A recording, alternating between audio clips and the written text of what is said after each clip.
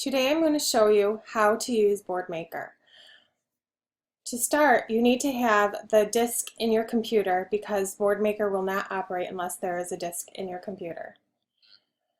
First, click on the Boardmaker Plus icon.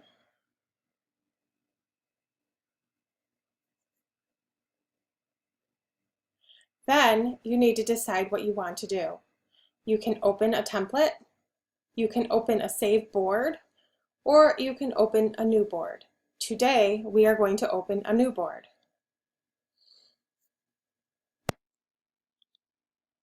After you open your new board, you will get a page that looks like this. This is your toolbar, and on your toolbar you have several different things.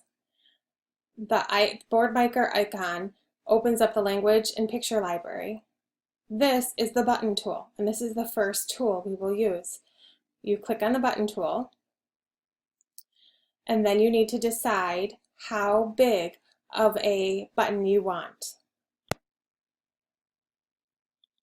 So you click on the button tool, and then you can see that you have rulers to help you measure.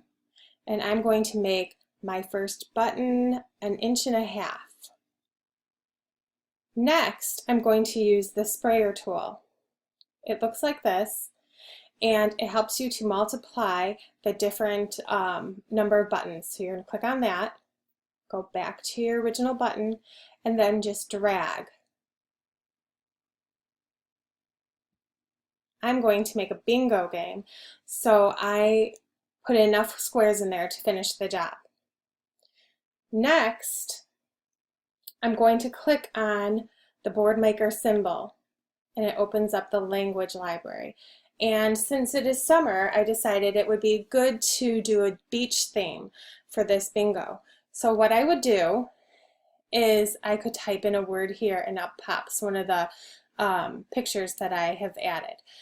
But before I do that, I want to show you how to set the symbol finding settings. So you can choose 2 languages. So the first line will have English in mind. The second line would be, let's say, Spanish. And then I'm going to type in turtle again, or turtles in there. So then let's do.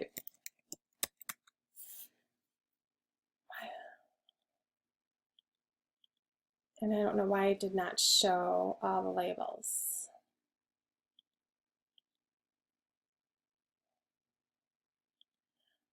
Oftentimes when I do that, it shows both labels. I don't know why it didn't this time. But anyway, so I added a turtle, but I truly think that this would be more engaging if I used color symbols, and I don't want to use any words, so I'm going to hide them. So now my words are hidden, and I'm going to type in turtle again, and I get my color turtle, and I can stick him in there, and it says this button already has something on it, so do I want to replace it or add to it? I'm going to replace it. The next thing I might want to add is watermelon. Okay, now I think kids would like to see the color watermelon, a slice of watermelon. That's how they typically say it, so I might add that there. I'm going to replace it again. The next one I might add is the sun.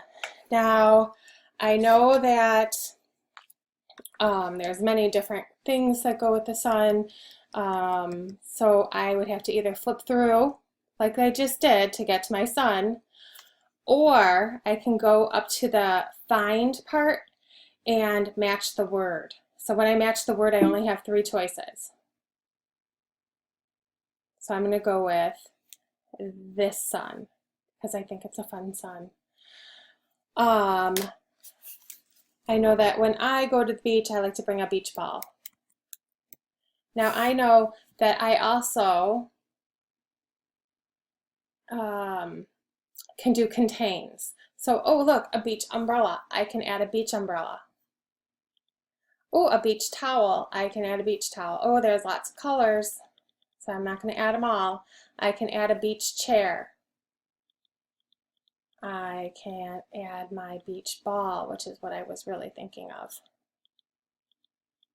And I can go back and add other things. Like I know that sometimes kids don't like the beach, they would rather play in a pool. And I have 8 different pool options here. And for some reason my language is still in Spanish, so I'm going to unhide that. I'm going to hide that. So there we go, there's different pools. This one is the most fun, so I'm going to put that in there. What do you do when you're at the beach? Make a sandcastle.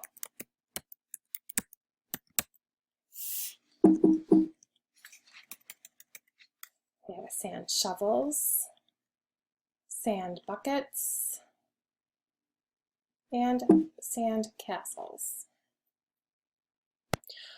Okay, so I finished filling all of the buttons except for one, and I want to show you how you can take clip art and add it into the library. I inserted my clip art into PowerPoint. I have to select all, I have to copy it, and then when I have my symbol finder up, all I do is hit Command V, which is view, and then I have my starfish symbol, you can see it, and then I would type in the name,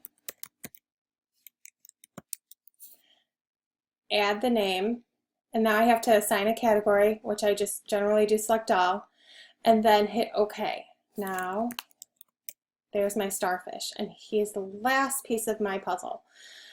Now I can do many things with this. One of the fun things I can do is I can select all, and I can pick a frame for it. So here's my fancy frame.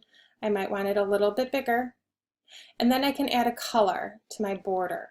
So because it is a summery beach theme, I think this reminds me of water, so I added that. I could also add a background color. I can go to color, and then I would click button, and then I would hit a background color. Another really cool thing about this is I could select all, and then I can move up to my my toolbar on the top of my computer, and I can hit edit, and I can scroll down and hit shuffle buttons, and I just made another bingo board so that everybody can have a different bingo board with minimal work on my part. So that is some of the fun things that we can do with Boardmaker. I just wanted to show you some of the basics, how to get the images on the page, how to make the buttons, how to add borders, background, and to add your own images. Oftentimes when I add my own images, it's pictures of my students and pictures of activities that we do in our classroom, so I can use them for visual scheduling. So I hope you enjoyed this, and I hope you have a newfound knowledge of how Boardmaker works. Thank you.